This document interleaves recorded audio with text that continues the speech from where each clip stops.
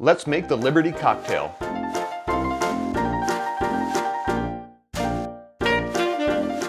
This drink is a stirred cocktail, and in order to not deviate from the recipe, I'm going to start with my Applejack. I'm going to put in 1 jigger of Applejack. 1 jigger is 1.5 ounces, which is 45 milliliters.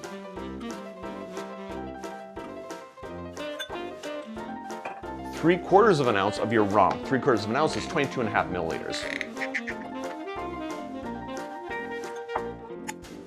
And your 1-to-1 simple syrup. 1/4 teaspoon of your simple syrup. 1/4 teaspoon is a small amount, 1.25 milliliters. I'll correct it down below if needed. This may be a little too much, but I'm not an elite bartender. What did you expect? Add your ice and give it a stir. I'm now going to strain this into my glass, and no glassware is specified, so I'm going to use a coupe. Use a glassware of your choice. And garnish. No garnish is specified. I'm going to use a twist of lemon. A twist of orange also works very well. Again, garnish of your choice.